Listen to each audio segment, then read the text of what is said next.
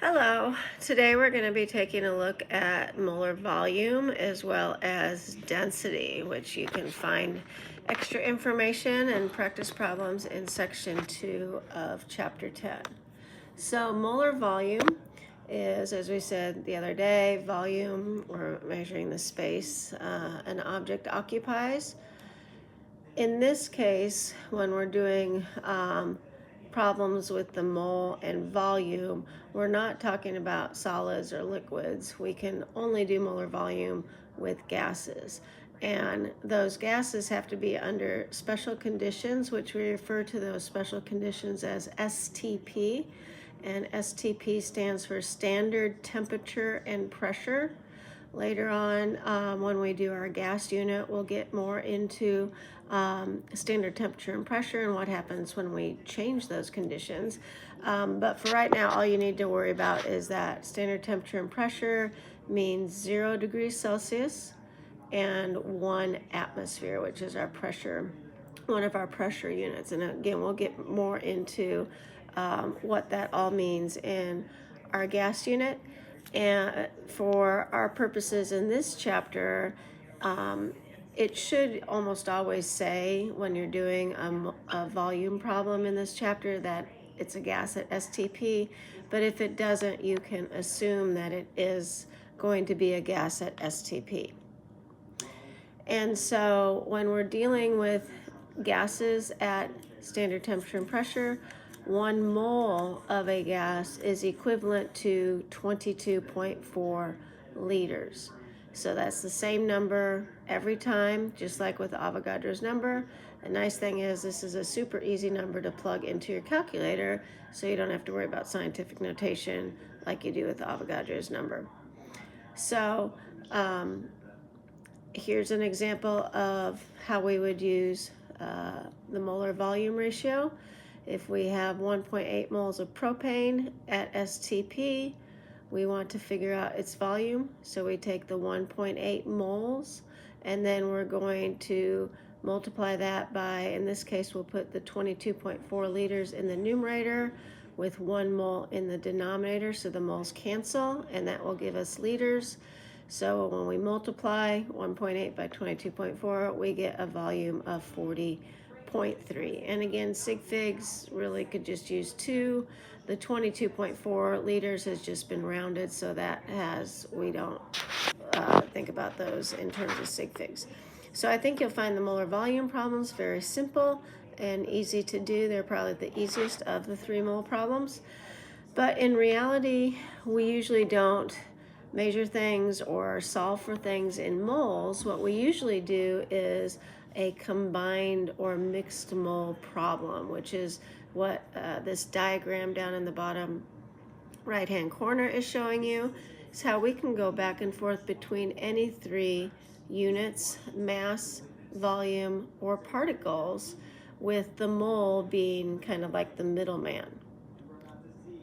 So if we want to convert between any 2 mole values, mass, volume, or particles, what we have to do, and these are just examples, we can go back and forth between mass and particles, particles and volume, or mass and volume. We are going to use 2 ratios. So, and the example here with finding out how many molecules of methane are in 64.8 liters.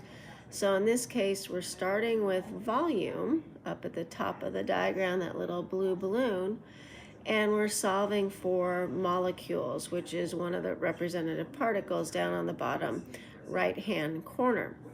So what we need to do is we need to use 2 ratios. The first ratio we're going to get out of liters and into moles, and then we'll need a second ratio to take us from moles to particles. So that will look something like this.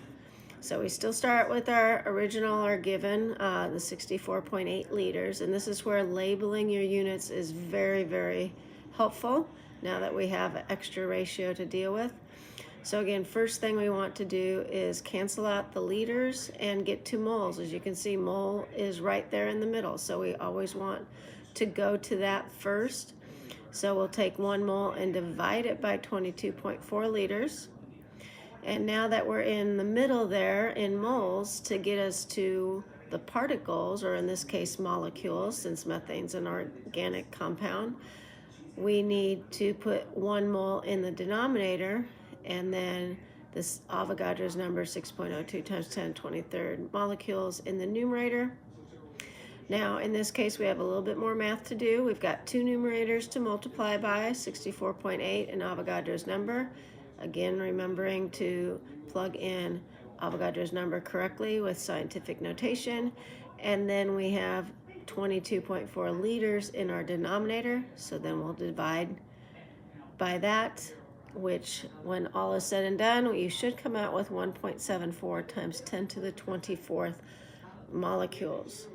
Okay, and again, if you're not getting 10 to the 24th, you are most likely doing something wrong with scientific notation. Now, for those of you who like to do as little work as possible, you may see that there is a shortcut where you don't have to do quite as much work or show quite as much work. And that is, since both molar volume and Avogadro's number are equivalent to 1 mole, we can just cut out the middleman, as the expression goes, and go directly from, in this case, liters to particles. So if you cancel out the moles, you can put Avogadro's number directly over 22.4 liters and just have 1 ratio. And the liters still cancel, and the molecules will be left over. So you can do that by cutting out the mole, since both Avogadro's number and 22.4 liters are equivalent. But whichever, you still have to show work. So either way you do it, whether you go to the mole in the middle and have 2 ratios, or you put the molecules and liters, or mass and liters, whatever combination you're using, in 1 ratio and cut out the mole, you still have to show your work. Oops. And then finally, density. As we saw back in the beginning of the year, density is equal to mass divided by volume. So now that we've learned about a mole is equal to the molar mass in grams or molar volume of 22.4 liters, we can, if we have a gas at STP, it still has to be at STP, if we have a gas at STP, we can calculate the density of that gas by taking its molar mass and dividing it by its molar volume, which again, molar volume is always 22.4 liter. So the only thing that's going to be different for any density calculations will be the molar mass. So with the case of chlorine, the reason why it's 71.0 instead of 35.5 is, if you remember from your nomenclature chapter last semester, chlorine is one of the diatomics, so we have to double its mass. It's Cl2 when it's all by itself. So that's why we have 71.0 grams for its molar mass. And then when we divide it by 22.4 liters, we get a density of 3.17. Now, since neither one of those values that we plugged in has any set sig figs, since we've rounded, both of those usually keep maybe 2 or 3 sig figs for density. But again, I'm not worried about sig figs. As long as you're close, make sure you show all of your work. So you'll be doing these kinds of problems for your homework, but first you're going to do a little activity in the back with some chalk to see how many particles of chalk are in your name, and that is part of your homework as well. So have a good day, and I'll talk to you tomorrow. Bye.